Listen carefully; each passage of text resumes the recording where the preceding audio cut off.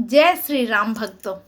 आज हम लोग हनुमान चालीसा का आगे का पद समझने वाले हैं, उसके एक एक अक्षर को समझने वाले हैं।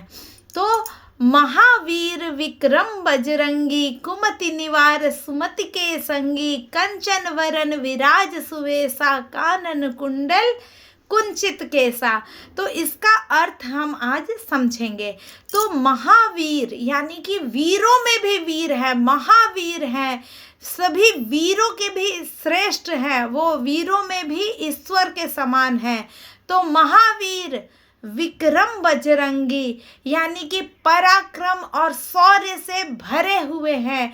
विक्रम बजरंगी, वज्र की तरह वो क्या है, कठोर है, पावरफुल है। और कुमति निवार सुमति के संगी, कुमति यानी कि गलत जो बुद्धि है, बुरी बुद्धि है, उसको कुमति निवार यानी कुमति को वो हटा देते। निवार यानी कि हटा देना, दूर कर देना। और सुमति के संगी, अच्छी जब मति हम बनाते हैं, अच्छी बुद्धि, मति मतलब बुद्धि, तो अच्छी बुद्धि अगर हम पवित्र बुद्धि से हनुमान जी की प्रार्थना करें तो वो बहुत ही सुंदर, वो बहुत ही अच्छा साथ देते हैं। तो कुमति निवार सुमति के संगी, कंचन वरन विराज सुवेशा। कंचन यानी सोना, वरण यानी वर्ण, वर्ण बोला जाता है तो उसको वरण बोला गया है, यानी कि रंग, सोने के रंग के हैं हनुमान जी। कंचन वरण विराज सुभेसा यानी कि सुबेसा, वेश, वेश होता है ना, तो सुवेश यानी कि उसको सुवेशा कर दिया गया है। कविताओं में ऐसा होता है कि कवि को ये छूट होती है कि शब्दों को अपने प्रकार, अपने ज़रूरत के हिसाब से उसको थोड़ा सा घुमा दिया जाता है। तो सुवेश वाले, उसके लिए यूज किया गया है सुवेशा। वेश यानी कि वेशभूषा, हमारी वेशभूषा होती है ना, हमारा ड्रेस। तो यहाँ है कंचन वरन विराज सुवेशा यानी कि कंचन वरन है, हनुमान जी सोने के जैसे चमचमाते हुए शरीर के हैं, खूब सुंदर गोरे सोने की तरह चमचमाते हैं। तो कंचन वरन यानी सोने के रंग के हैं, और विराज सुवेशा खूब सुंदर वेश में, बहुत सुंदर शोभायमान हो रहे, विराजमान हो रहे हैं। विराज सुवेशा, तो महावीर विक्रम बजरंगी, कुमति निवार सुमति के संगी, कंचन वरन विराज सुवेशा, कानन कुंडल कुंचित केसा।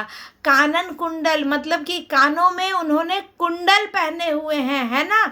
हमारे यहाँ हिंदू धर्म में कर्ण छेदन एक संस्कार होता है, और ये पुरुषों का भी होता है। मेरे पापा के भी यहाँ कान में मैंने देखा है कि निशान है, कर्ण छेदन उनका हुआ था, कर्ण भेदन, जो भी हो वो संस्कार होता है। लेकिन आजकल बहुत जगहों पे नहीं होता है, लेकिन मैं देखती हूँ कि राजस्थानी फैमिली में, गुजराती, मतलब बहुत सारे ऐसे कल्चर अभी भी हैं जो कर्ण छेदन करते हैं, और उनको मैं प्रणाम करती हूँ। और हमें भी अपने बच्चों को, उसका साइंटिफिक रीजन है, जब कर्ण छेदन होता है तो वो एक ब्रेन से जुड़ी नस है जो हमारे ब्रेन को शार्प करती है ना। और बहुत सारे साइंटिफिक रीजन है उसके। तो हम बोली में, हमारी बोली एकदम स्पष्ट होती है ना, बहुत सारी चीज़ें होती है। तो कानन कुंडल कुंचित केसा, तो हनुमान जी कैसे हैं, उनके कानों में कुंडल शोभायमान है, एकदम सुंदर कुंडल, कान के जो होते हैं आभूषण। तो कानन कुंडल और कुंचित केसा, करली जो बाल होता है ना, उसको कुंचित कहते हैं। तो कानन कुंडल कुंचित केसा यानी करली बाल हैं हनुमान जी के। बाल कैसे हैं, करली हैं, घुंघराले बाल हैं उनके, और सोने के समान वो एकदम चमकते हुए, एकदम बहुत ही सुंदर शोभायमान हो रहे हैं, बहुत सुंदर वस्त्रों में शोभायमान हो रहे हैं। और वो उनके कानों में कुंडल है, और कुंचित उनके केस है, करली उनके बाल है, बहुत ही सुंदर। तो ये क्या है, ये प्रभु के गुणों का और प्रभु के स्वरूप का इसमें वर्णन किया गया है। तो आप सभी से मेरा अनुरोध है कि अगली बार जब हनुमान चालीसा पढ़ें तो ये मन में भाव करके पढ़ें। इसका अर्थ समझ के बहुत सारे बच्चों को, स्टूडेंट को, नई पीढ़ी के लोगों को ये चीज़ें नहीं पता है, तो ये इसीलिए एक एक शब्द का मैं अर्थ बता रही हूँ।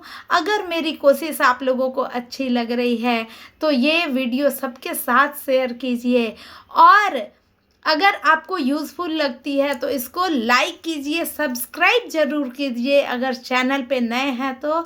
और हम लोग ऐसे ही पूरी हनुमान चालीसा का हर पद का हम अर्थ समझेंगे, हर दोहा चौपाई का अर्थ समझेंगे, फिर हम सुंदरकांड करेंगे, फिर पूरा रामचरितमानस करेंगे। अगर मैं स्वस्थ रही तो मैं निश्चित रूप से ये सब कुछ आपको दूंगी, और मैं पूरा प्रभु की कृपा से प्रयास करूंगी कि बहुत सुंदर हमारे बच्चों को राम जी के चरणों में प्रीति हो। यही मेरी कामना है, यही मेरा लक्ष्य है, यही मेरा उद्देश्य है। जय श्री राम, जय जय श्री राम। पवन पुत्र हनुमान की जय। सियावर रामचंद्र की जय।